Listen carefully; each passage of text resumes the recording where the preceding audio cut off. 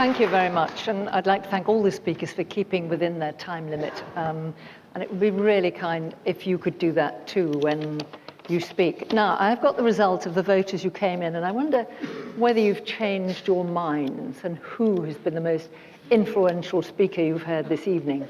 The result so far is, before the debate, those in favour of the motion, 199, those against the motion, 365, and don't knows, 119.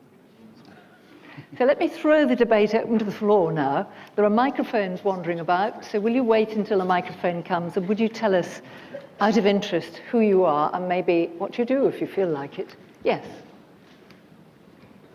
My name's Sarah Cook. My question is for Leon. On Sunday, the Prince of Wales announced a £1 billion initiative to develop eco-friendly cities in Great Britain. Now, this is a brilliant piece of urban planning and something that is so essential. Why on earth shouldn't the exteriors match the brilliance of the technology and the interiors that will be required to create these astounding buildings? And there's no conflict between using natural materials and modern design. Thank you. Leon, would you like to answer that? I think the idea of an ecological technology is still futuristic because it doesn't exist yet. But what we know is that the future will not be high-tech. That is absolutely, it will be, high-tech will be reduced to a very small crowd of people, of which you have an inkling a bit in ex-Soviet Russia, or in totally inegalitarian societies. The cost of fossil fuels, and when you think about the importance of fossil fuels on everything we have been doing, on each one of our lives, you read the book by Künstler about the long emergency, and you will change your thinking. There's absolutely the confusion which exists today of modernism and modernity is still with you. You have to think that modernity has nothing to do with style. We are all modern, whether we like it or not. Modernity is not a condition of style, of high or low tech. It's a presence, its existence, unavoidable, and we can't help it. But ecological design will certainly not be what is now. It's just everyone tries to sell his ware, but it's not yet developed. But it's absolutely certain that it will be natural materials we are going back to. I'm not going to let you speak for too long, Leon, because I want to get people from the audience. Is that all right? Yes, somebody over there, and then somebody down here, and then somebody there. So this man here, here. No. Yes, but you first. Hi, Austin Williams. I'm with the Manifesto. I just wanted to sort of half agree with Alan's point that he seemed not to be on either side of this discussion. Not a don't know, but almost a don't agree. Because my starting point here is that even though modern architecture, whatever that might be, may look radical, it seemed to be shorn of any real radical content. So appearances can be deceiving. And I think that that's primarily maybe because it's being led by the nose by an awful lot of spreadsheets and quangos and government edicts and social policy directives, and also the kind of the environmental orthodoxy that Leon bangs on about, which seems to be this kind of cozy heartland where architects can now design buildings to carbon emissions criteria without actually bothering with the actual discussion of the intellectual content of what they're putting into the building. So it just seems to me that the modern side of the argument on this table seems to have lost the debate, because obviously Leon Creer and the kind of the reactionary content to the localist community-generated argument is the hallmark of the traditionalists. So I just think that the problem here in this discussion is that modernism has lost its nerve. The future, as Stephen pointed out, it seems to be a kind of a problematic place to be rather than somewhere aspirational, and therefore we seem to be harking back to the past as almost like a cozy heartland where we can actually have our certainties. Maybe if modernism was a little bit more bold, a bit more risk-taking, then maybe we'd have a future in architecture. Thank you. I think it would be helpful if people can hold the microphone a little bit away from their mouth, because it is quite difficult to hear sometimes. Yes, gentleman here. Hello, is that good? It's Robert Adam. I'd just like to start off with a brief quote. And it goes this: public opinion will be led to adopt, without knowing it, proposals that we dare not present to them directly, That was Valéry Giscard d'Estaing talking about the EU constitution. And as we know from the Irish referendum, many of our ruling elite don't want to talk to the public. We also know very well that the vast majority of people prefer traditional architecture, as Simon has mentioned. I'm sorry, Sean, but survey after survey after survey consistently demonstrates this. And why are architects not interested? Why, to quote Alain, are they not interested in reflecting their ideals? Because they're only interested in the opinions of other architects. What I object to most of all is the constant claim to own the present and the future. The present is what it is, and that includes popular desire for traditional architecture. That is modern. The future is not preordained, but what we make it, and that always includes the past. To say that good architecture must be something disliked by the public is an insult to the public, an abdication of social responsibility, an admission of creative failure. Of course, high culture is not made solely of the popular, but it is not the culture of the people unless it is theirs. Architects owe it to their public to design what they want and to make it better. Thank you. Thank you.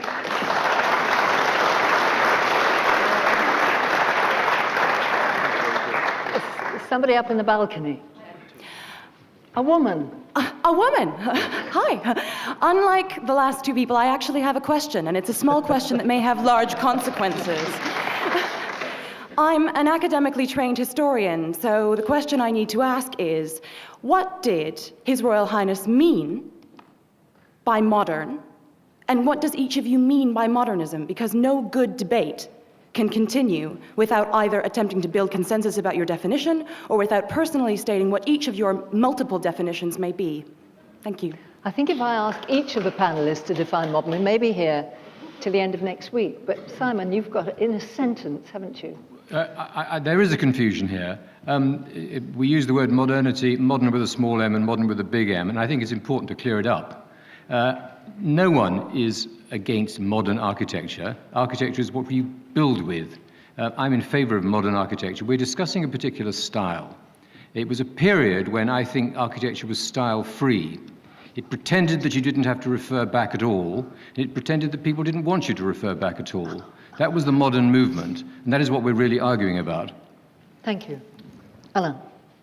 I think that the word modernity, modern architecture, at one level it obviously alludes to buildings being built now. Another level it alludes to almost the cliched concrete or white stucco brutal kind of structure that we know from it's a sort of architectural cliche.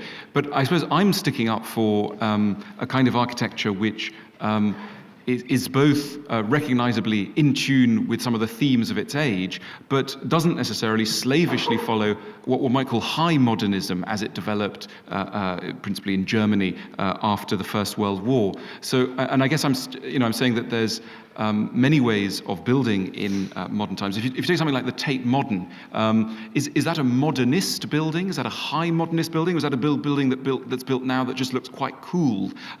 We might have arguments about that. Tate Modern is incidentally an extremely popular building. It's also a building that in its interior at least is recognizably in the spirit of its age, and I'd like to argue that is one of the great successes, the success of the Tate Modern. It's one of the great successes of what I think is an intelligent contemporary architecture. And of course we have to consider the word intelligence in any definition, any workable definition of good modernism. Prince of Wales would totally agree with that.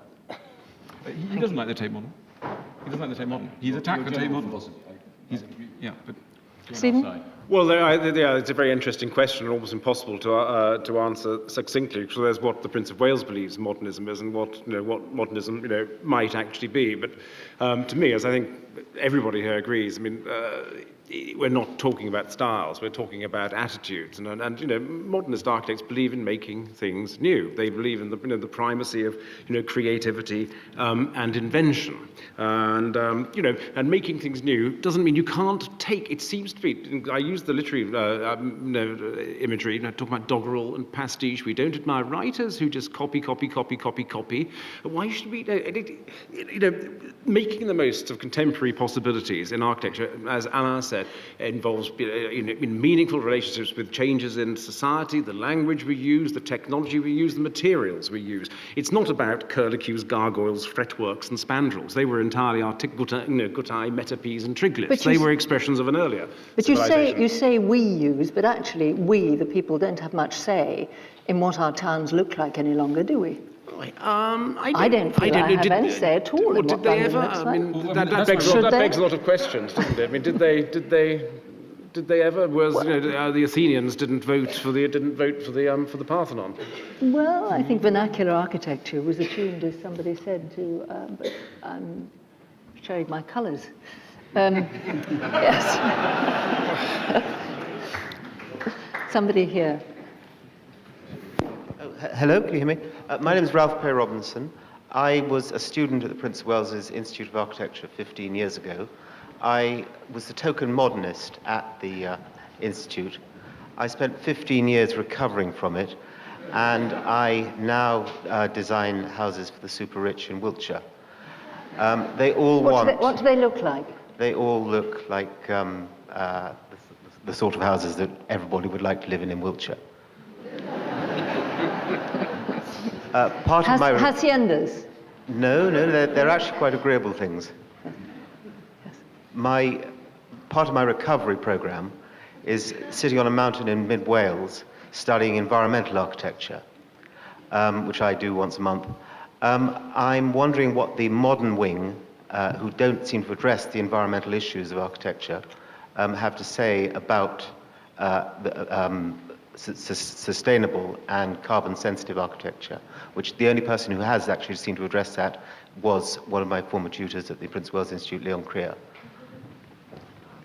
Stephen, you wanted to say? Yes, well, that's an extremely interesting point, but it's not actually what the emotion is about, I think. But I just want to say, when you're talking about there's the mismatch, something which does betray what I would say was the philosophical vacuity of the people proposing. The motion was raised by Robert Adam, the distinguished architect who spoke a little bit before, and I hope I'm not, Robert, giving away something privileged information. I remember you telling me that the very rich clients you work for in Hampshire, they like a bit of a Doric portico at the front, but they actually like minimalist modern interiors. Now that seems to me an extraordinary betrayal of something.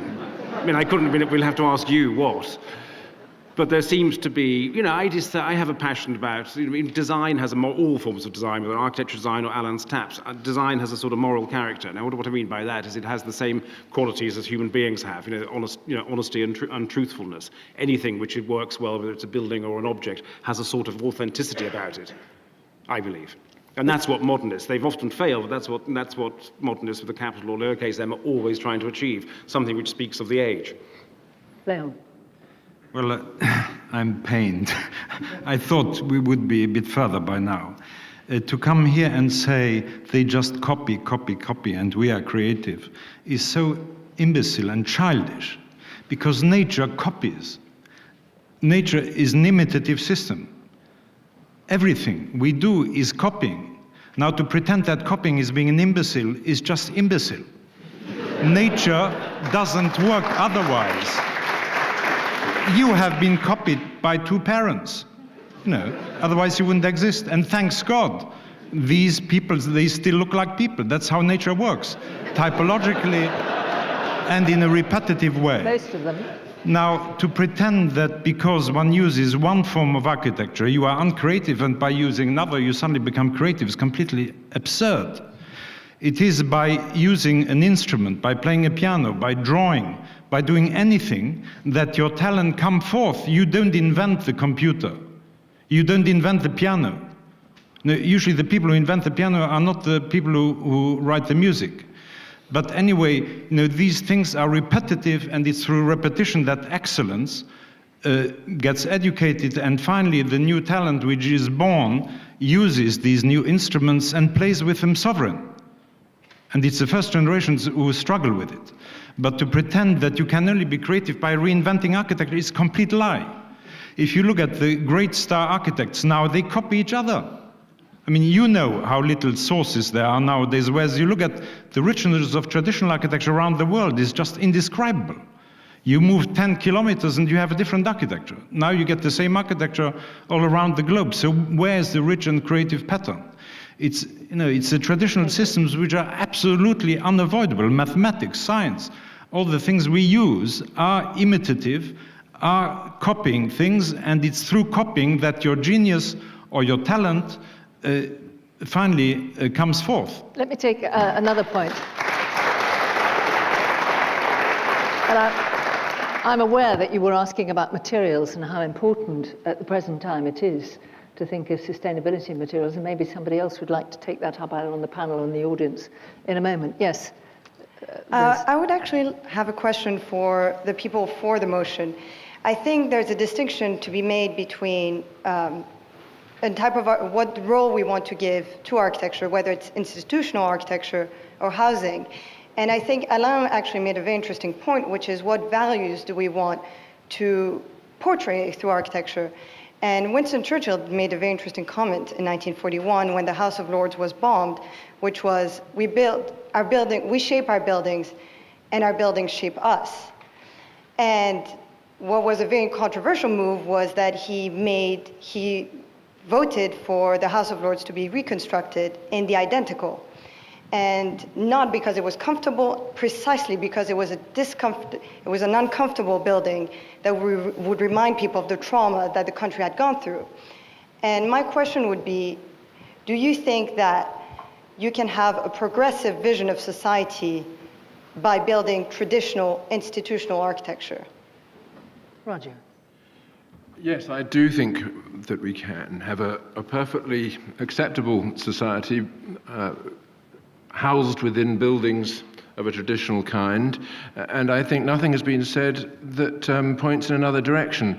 Alain de Botton gave us some extremely interesting examples of what he regarded as successful modern architecture, including the Queen's building at Cambridge, where it is quite obvious that it had become successful because it has learnt that a tradition is an organic thing that must be connected to the past if it is to say anything new. And I think that this is a general truth about human society, that we can't actually be comfortable in the present if we think we have no roots in the past. And if we simply live in the present moment as though nothing had come before us, then we're not actually living as human beings. Thank you. Yes, somebody up there in the balcony. Mark Archer, we've heard a lot about blaming architecture, blaming architects, but what about blaming the patrons? And I just wonder if the panel has any comments about patronage and the role that plays. I mean, we've heard that a lot of poor modernist work was commissioned by public servants.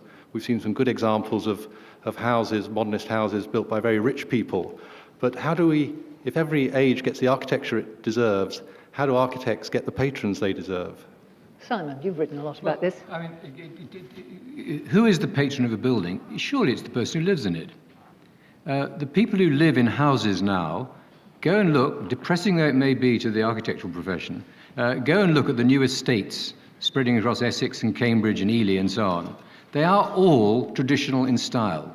They're traditional in style because people have had enough, frankly, of modern movement, I use this term very carefully, development of urban centres. We heard a lot about the Barbican. How many people here ever go for a stroll on a Sunday afternoon through the Barbican? Well, I think the answer to that is some very valiant at the back. And I wonder how many go for a stroll through Notting Hill.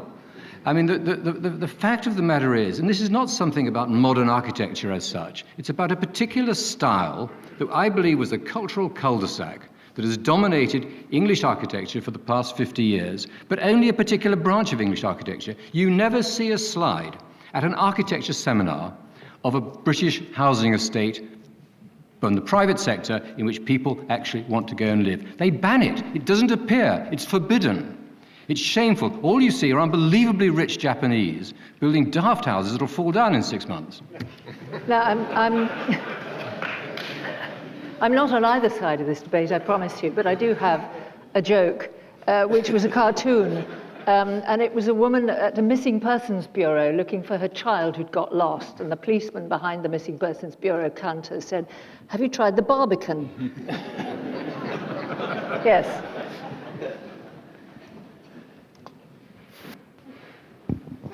Stuart Lipton, I'm a developer, but I don't build icons, as Simon will tell you. I'd just like to pick up this patron point. Good patrons are here in the UK. What do? I think they express love and care for their projects. And Simon, there are plenty of modern projects to walk through. You can walk through Broadgate in the city. More people walk there than any other project in the city. You can walk through Chiswick Park by Richard Rogers, perhaps a reinvention of the Georgian villa. You can walk through many projects, Paternoster Square. There are many in London. What happens, unfortunately, is that the planning system doesn't allow us to build what we should really be building. And we can't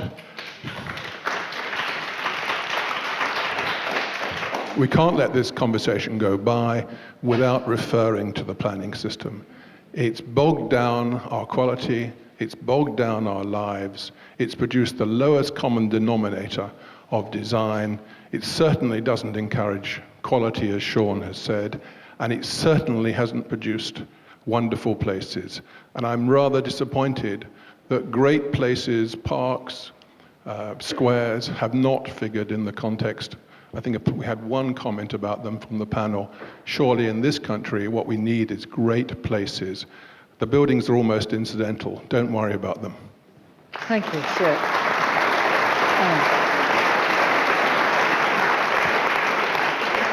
Which is very much Richard Rogers' theme, isn't it? That great places to walk and be. Yes. Sorry. I mean, I think the argument that that no one really wants, if there's a choice, no one really wants modernist architecture is really contentious, because there's basically not very much choice, as Stuart was suggesting. I mean, we're living in a world, it's rather like a Soviet supermarket where everyone's really buying some revolting tin of food, and then there's a poll done about who likes the revolting food, and that food comes relatively near the top because there's nothing else. So people are buying pastiche, bad architecture of the kind that Simon seems to like, not because they like it, because nothing else on the market. So it's not until we get a true proliferation. I mean, the other thing to mention is Kevin MacLeod and Grand Designs. Now, what happens with Grand Designs? Grand Designs is the first offering. It's like the first sort of modern British restaurant to open in the UK in, say, 1982. People flock to it. People are desperate to it. It's got the highest viewing figures of any programme on Channel 4 bar Big Brother. This is clearly not a sign that contemporary architecture is unpopular. People constantly, I know this, people constantly, after every showing of Big Brother, of Big Brother 2, of Grand Designs, people call up Channel 4 and say, where can I buy this? And the answer is nowhere, and the reason is because of the planning system and the timidity of developers. Every now and then a developer does take a huge risk, as the developer Accordia did in Cambridge, and builds a wonderful modern development, and it sells like hotcakes, much faster than the sort of subprime, unsellable stuff that's now sitting on the in the Badlands of Essex. So I think that argument about popularity really needs to be used with care.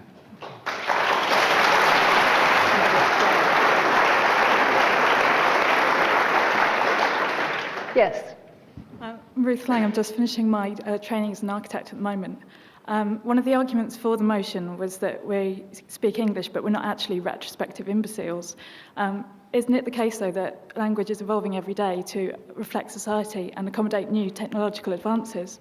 And shouldn't architecture, therefore, be doing the same thing? Thank you. Stephen? Well, yes, absolutely. That's my own conviction. This is why I find the arguments coming from the people supporting the motion so stultifying. I mean, it's I don't want to get trapped into details about sustainability or plan. All the things we've said, what Alan said before and Stuart said before, plan is absolutely correct. But for me, the issue here is about the absolute fundamental primacy of the need to make something new. And I know Bart Simpson, yes, said that trying is the first step towards failure. And we've had lots of failures in modern architecture, but it seems to me to be the principle is wrong and we're right because it's important and humane to try to make things new. Roger. I believe. Yeah, I think that this is a pernicious platitude, that novelty is the essence of the modern, and that if we don't pursue novelty, we're in some way becoming stagnant, mired in the past and unable to cope with the modern world. If you look back at the greatest period of what I think is the greatest period of vernacular architecture in Europe, which was the Renaissance and what immediately followed it, that was an extremely novel thing in one respect, but it was also an attempt to recapture a tradition and to develop a vocabulary that would have an organic sense of its own and that would permit constant development of the kind that Leon Krier was defending. And I think we should just get rid of this dichotomizing mentality. It says we're either new or we're old. The whole point of a tradition is that it's a developing thing, that owes its life to what went before. And only if you accept that can you have any conception of what you're doing towards the future. Thank you.